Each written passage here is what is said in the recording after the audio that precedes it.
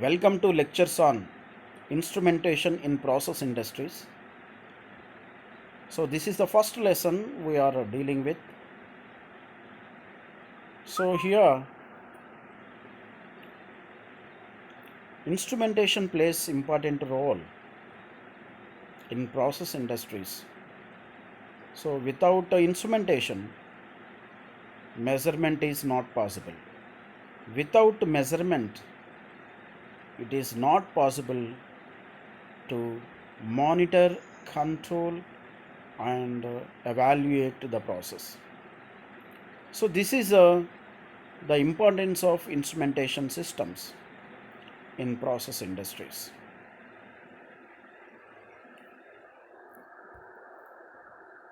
Objectives of this lesson are importance of in measurements and instrumentation in power plant and various power generation methods we see, and after that principle of power generation in thermal power plant, how the power generated, that we will discuss, and the process of generation of power based on the layout of thermal power plant. So each subsystem, how does it work for the production of the power, electrical power. So these are the main objectives. Now let us see the importance of instrumentation.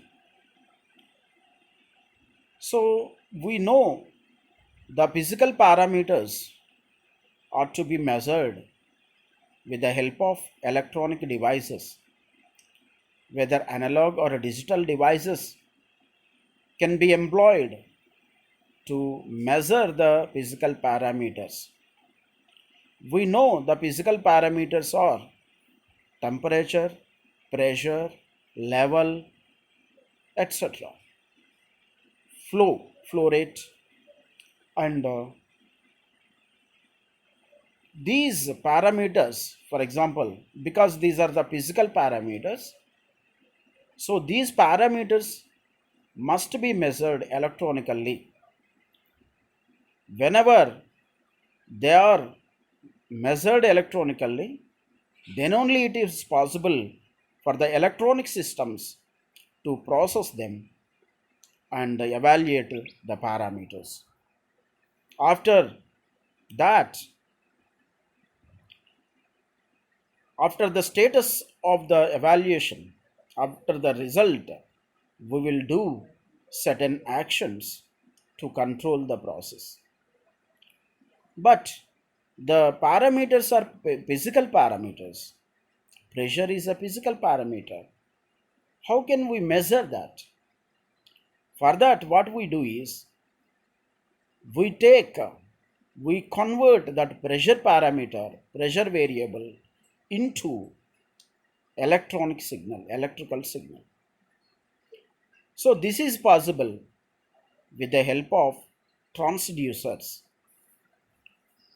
pressure transducers.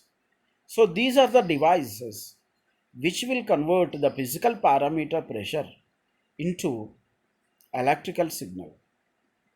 So after conversion, that electrical signal is conditioned by filtering, amplifying, and forming appropriately for the further processing.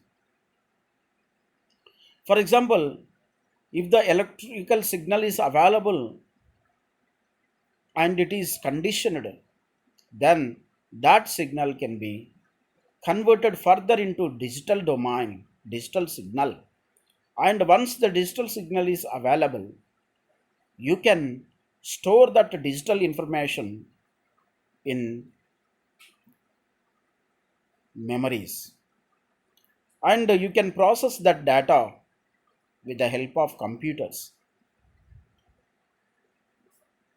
And not only that, once the data is available, the pressure data is available in digital form, it can be accessed at remote places. That means through internet that data can be accessed, transferred and processed. So these are the advantages of digital processing. So that is the pressure signal. Similarly, level, temperature.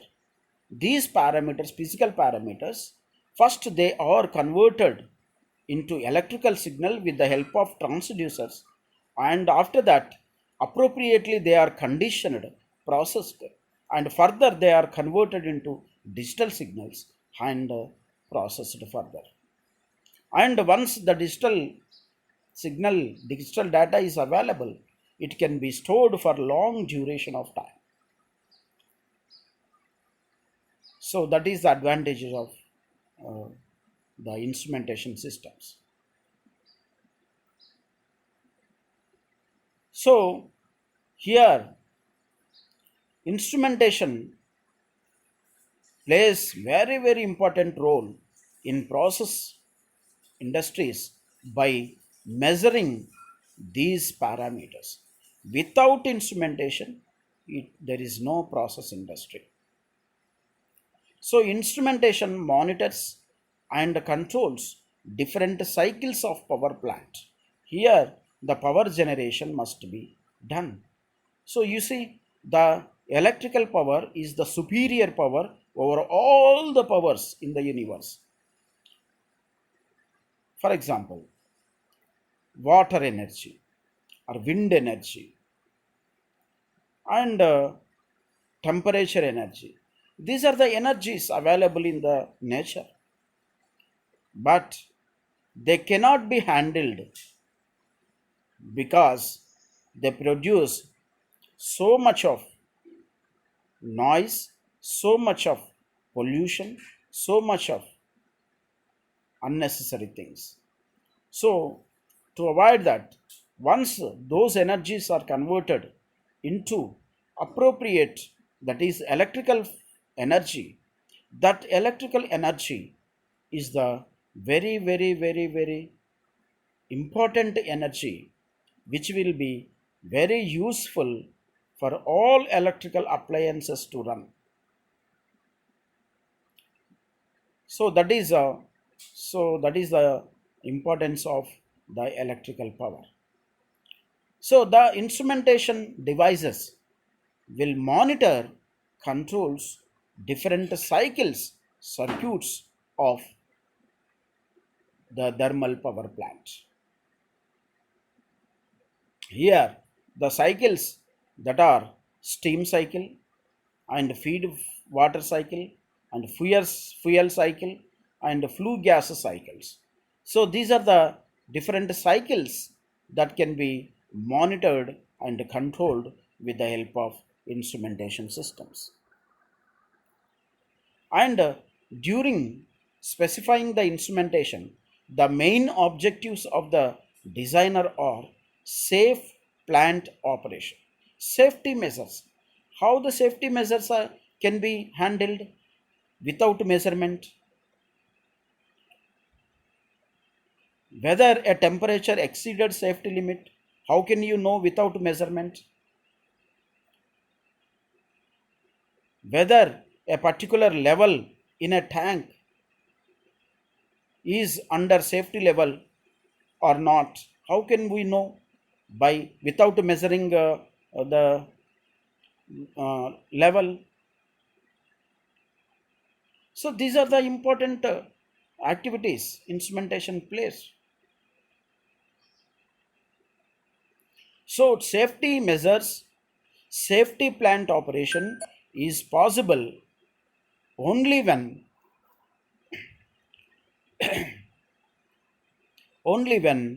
the instrumentation devices employed to measure and monitor and control the different parameters. And these instrumentation devices helps safety operation of the plant and high production rate. So it helps the increase of the production rate.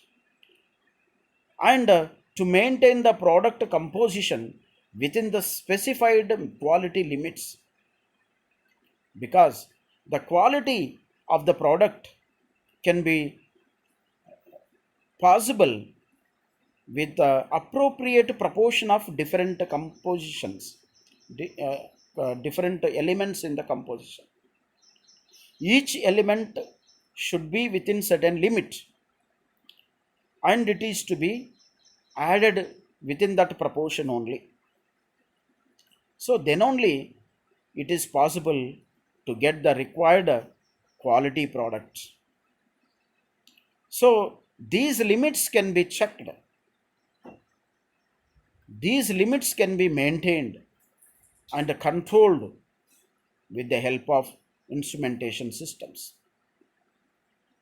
And not only that, with the help of this measurement and control, with the help of this, you can increase the production, and you can decrease the production cost. So unnecessary usage of elements are eliminated. Excessive usage of elements, raw materials, eliminated. So these are the important role of instrumentation in process industries.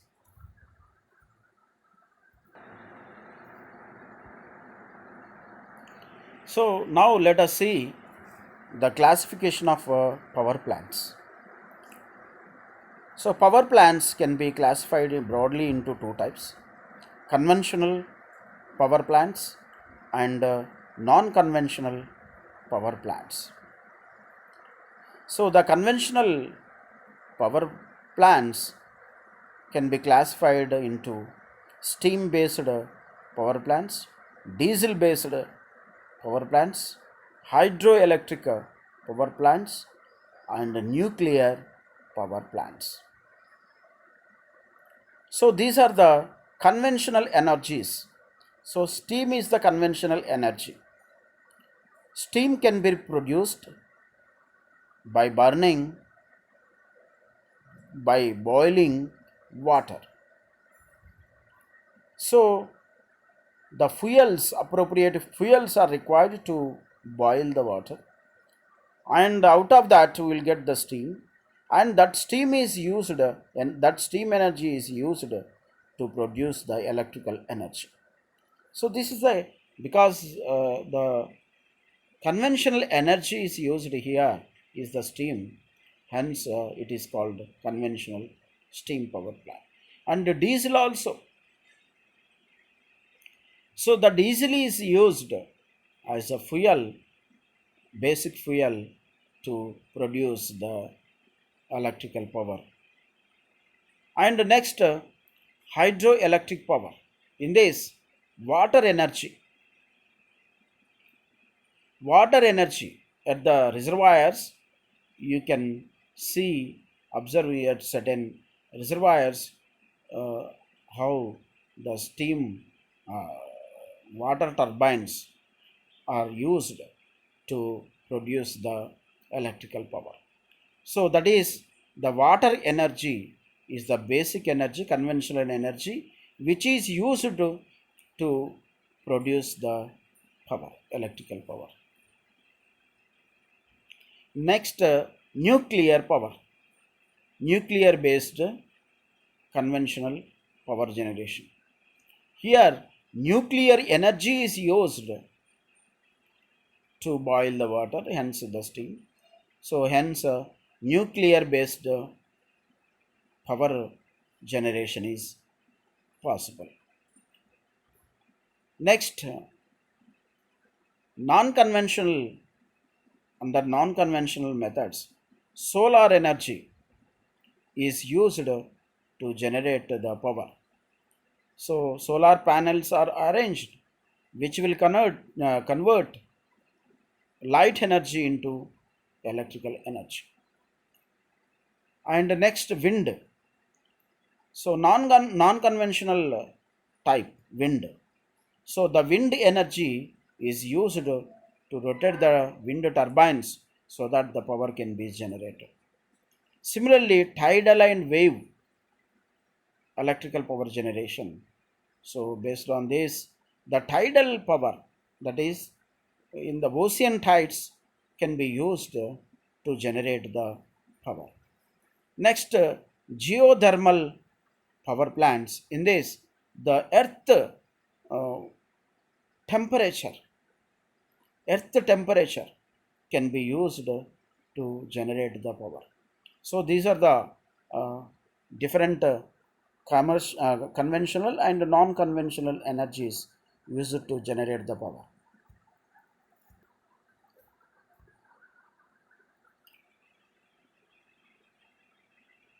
Now, let us consider the basic principle of steam power plant, thermal power plant. Here, if you observe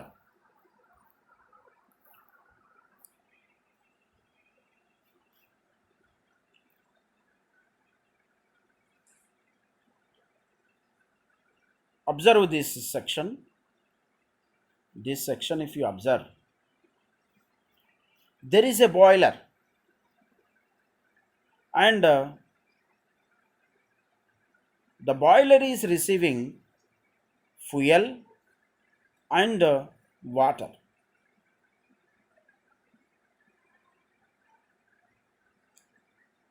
Okay, this fuel and water is available in the boiler drum, and fuel is applied to the furnace so that fire is generated, and in the boiler the water gets boiled.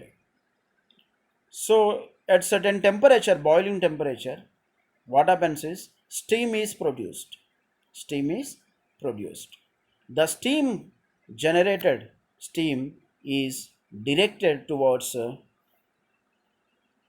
like this. This is the steam path. It is going to turbine.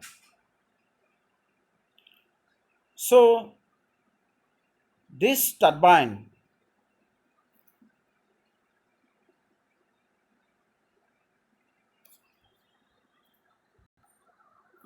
so this is the steam is going to the turbine section. This is the turbine section.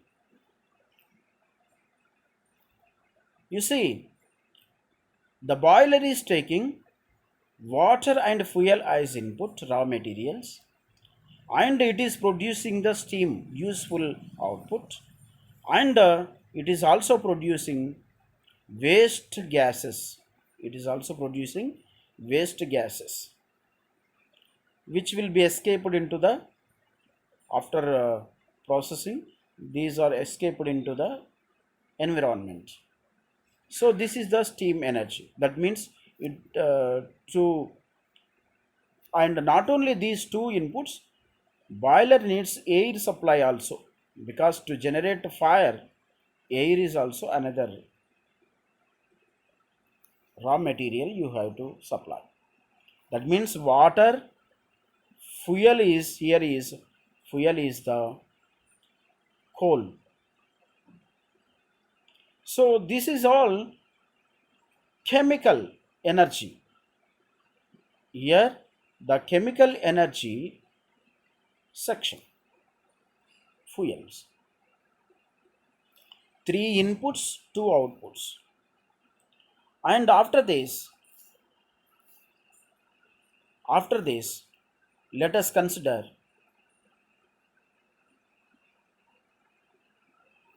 this steam expands in the turbine section, and the turbine is the moving parts. That means the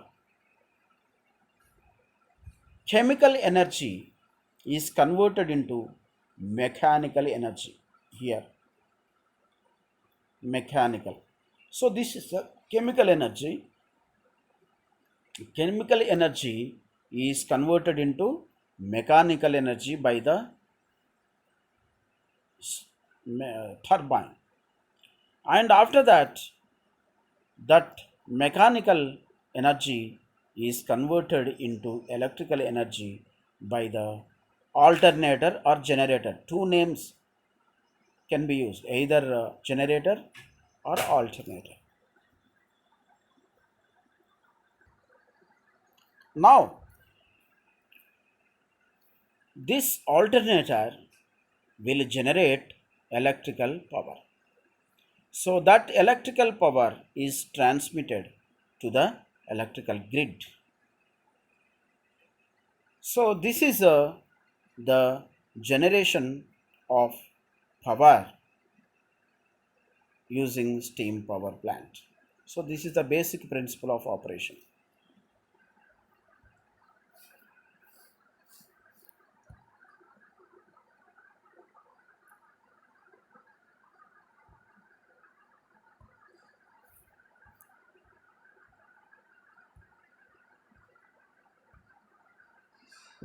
Now let us see the layout of thermal power plant. Here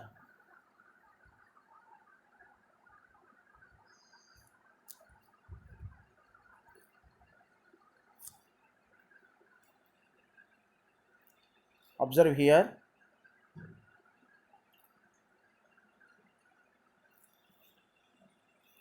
observe the component, identify the systems. Here the boiler,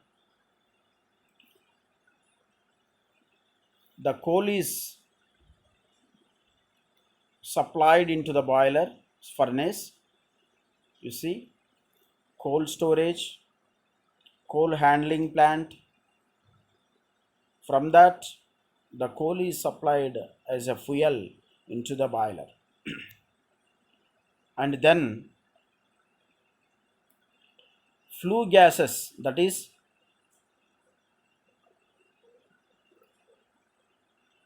flue gases and economizer and superheater, these are all there,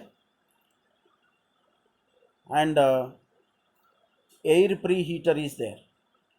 You see, these are the things. Now the steam output, the steam is running through superheater like this. The steam is going to turbine, and these waste gases, flue gases, are further used to enhance the steam temperature. So the steam temperature appropriately increased so that it will be suitable for the turbine with the help of flue gases. And now the air preheater, you see, boiler is taking three inputs. One is fuel, coal, and forced draft fan. Forced draft fan. So this will take the environment air. This air is preheated, air preheater, with the help of air preheater, which is using flue gases to increase the temperature of the air. So this hot air is supplied into the boiler. So this is one input, total two inputs. And water also, you see, feed water. So the water is coming from the reservoir like this after treatment, and otherwise from the cooling tower, uh, from the cooling tower it may come like this. Feed water may be coming from reservoir, and maybe coming from condenser like this. You see, various ways are there for the input to supply of the water. You see how many ways? Through condenser, through condenser, through reservoir, that is uh, through rivers, or through processing, after processing, or through cooling tower, like this. So the basic water input is coming like this. After heating this water with the help of feed water heater, it is heated up, and it is sent through economizer. With the help of flue gases, it will further heat the water, and then finally the water is coming inside the boiler drum. So this is all because of to enhance the efficiency of the plant. Here there are three inputs, raw materials to the boiler. Number one, coal. Number one, coal. This is the coal section. And next, number two, air supply into the drum boiler. And next, third one is the water supply to the boiler drum. There are three inputs to the boiler, raw materials, and three outputs out of the boiler. If you observe, outputs are: main output is the steam output. The steam is running through superheater like this to the turbine through valve. So this is the main output of the boiler. Next, the next output of the boiler is the flue gases. These are the flue gases. Next output of the boiler is waste ashes, because once coal burns in the furnace, finally ashes are produced. So these ashes are handled by the ash handling plant, and they are sent to, that ash is sent to storage, ash collection area. Hence there are three outputs and three inputs to the boilers. Now observe another important things here. You see the flue gases are utilized. The waste gases, which are hot gases, are utilized by three important sections. That is the superheater. The superheater uses the flue gases to increase the temperature of the steam to be suitable to the turbine, to increase the overall efficiency of the plant. That is one. The same flue gases are utilized by economizer, which will increase the temperature of the inlet water. So this is the water that is coming to the boiler drum. So this is heated up. After heating only, it is allowed into the boiler. So that is done by the economizer. Next, similarly, the same flue gases are utilized by air preheater. This is the air preheater. And air preheater will increase the temperature of the environment air, and that air is sent to the boiler. Heated hot air is sent into the boiler. So this environment air is supplied into the boiler with the help of forced draught fan. So that is another. Next, after that, let us concentrate this. Ash is produced here. The ash is sent to ash handling plant, and then it is sent to ash storage. area. So that is another. Next, observe here the feed water section. Let us consider this part.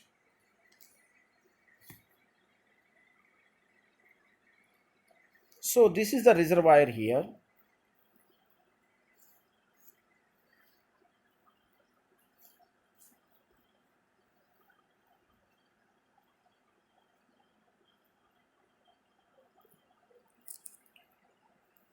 This is the river. If you observe, this is the river. So the river water is treated, processed by this plant, water treatment chamber. After that, this river water is pumped into the boiler like this. So this is the water feed water pump. This is the feed water pump. The water is pumped. So after that, the feed water heater is there. So this feed water heater will increase the temperature of the water, and then that water is sent through economizer. So further it is heated up by the economizer. After that, it is pumped into the boiler. So this is another path of the water you have to observe. Next, consider another spot. Here the river water is there. This river water is sent to tower, cooling tower, and here in this it is processed, and it is pumped to the condenser, and from the condenser it is pumped into the condenser extraction pump, and then it is sent to the feed water heater with the help of feed water pump like this. Next it is going to economizer, and finally it is coming to the boiler drop like this. So this is another path of the water. Next,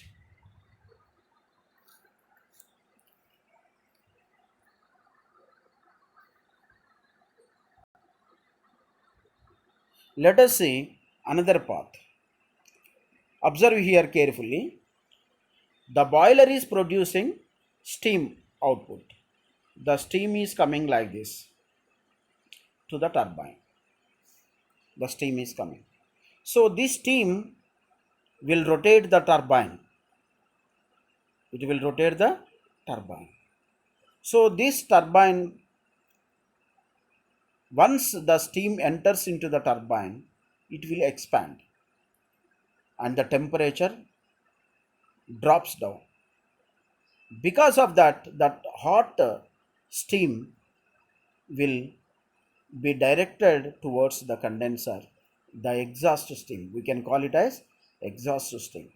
The steam is coming to the turbine, then the temperature is dropped in the turbine, and the turbine is rotating because of the energy of the steam. So now the exhaust steam is collected by the condenser. This is the condenser. So this condenser will convert this steam into water. That means this steam is converted into water, and that water is called condensate. And that condensate is extracted by the extraction pump, and then it is pumped into the feed water heater like this. That means with the help of feed water pump, it is pumped into the feed water heater. Then it is going to the economizer like this, and from the economizer like this, it is going into the boiler drum. You observe here, this is very important path you can observe.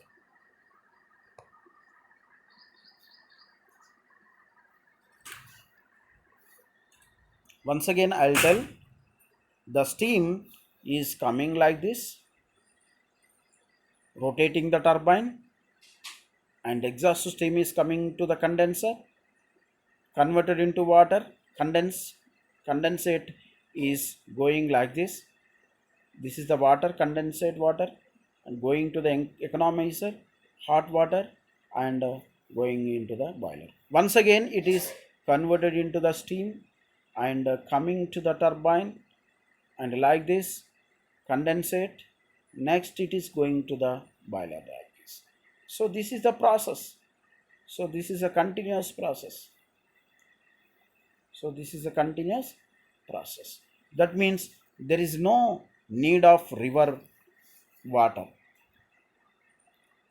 So the same water, once first time the water is received by the river path, then after that the river water is not necessary, but the steam steam condensate path is established like this, which is effectively utilized for the rotation of the turbine.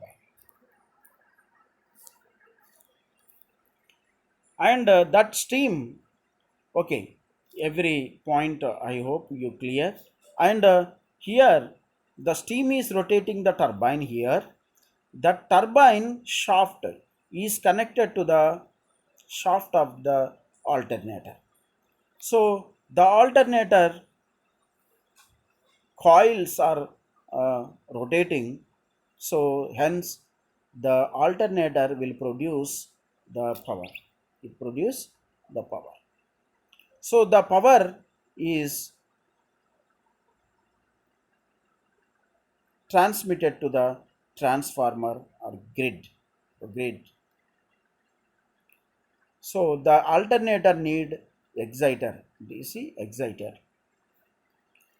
So these are all the components of thermal power plants.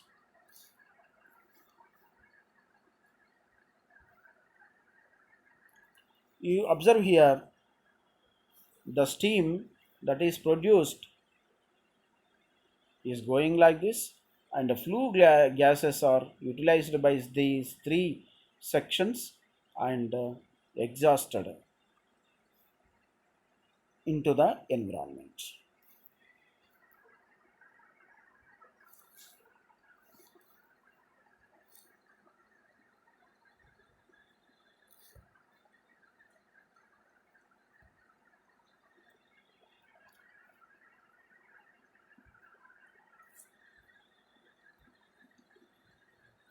So here there are four steam power plant circuits. We can observe here fuel and ash circuit and air and flue gas circuit.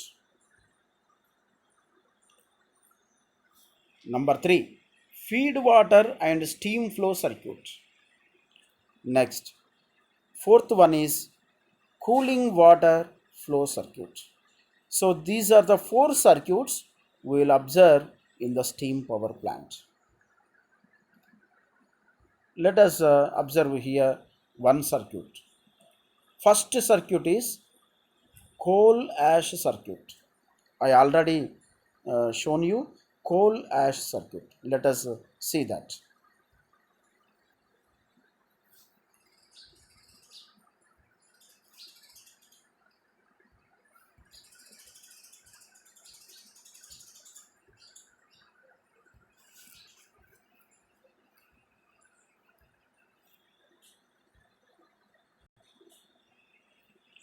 So this is the coal ash circuit. You see, coal is coming.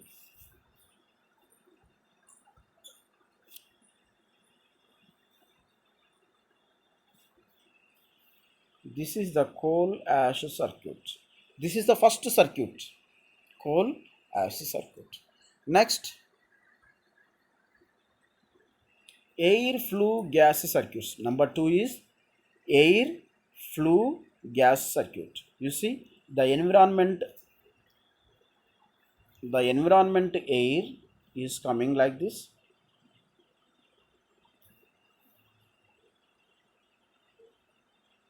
and flue gases are exit like this.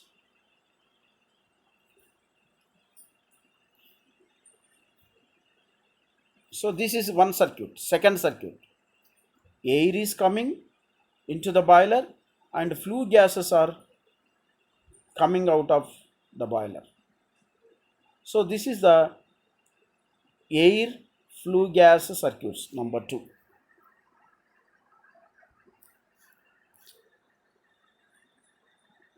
Number 3 is feed water and steam flow circuit. Third one is feed water and steam flow circuit. Let us identify that circuit here. You see, feed water is from the river,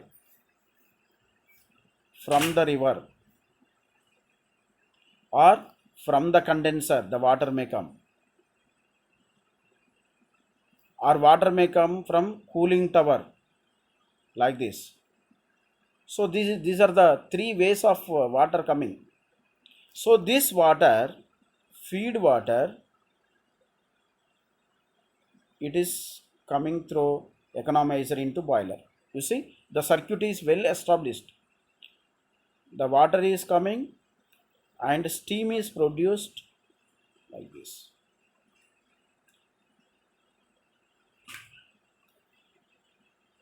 Let me clearly, this is one circuit. You see, observe carefully the circuit I am drawing.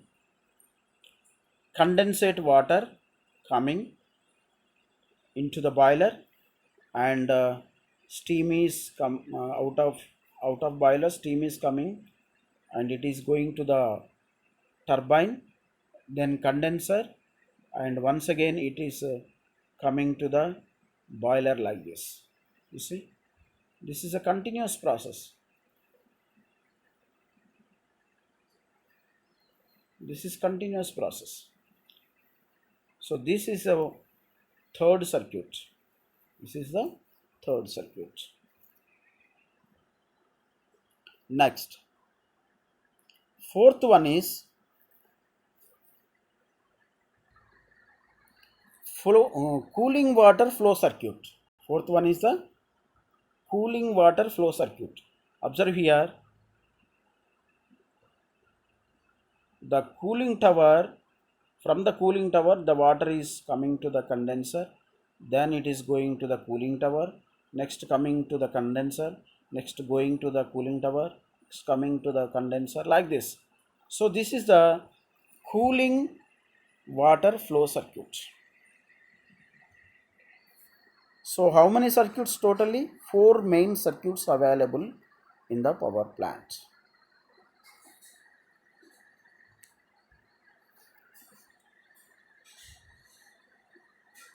You see the pot names also here given. Observe here the pot names: boiler, air peter. Total how many pots listed? 12 pots listed. 12, 13. 13 pots are listed down. So these are the basic circuits of power plant. And how does this each circuit will work? And next, another diagram also available. Thermal power plant layout can be drawn with another diagram also, that we will discuss in the next class. And this is the diagram. This is also you can learn this diagram or that diagram, no problem, both are same. In some of the books prefer to use this diagram or that diagram. If you can learn this or that, whatever it may be. In the next class we will identify the circuits, 4 circuits in this diagram, and after identifying 4 circuits I will explain each circuit in detail.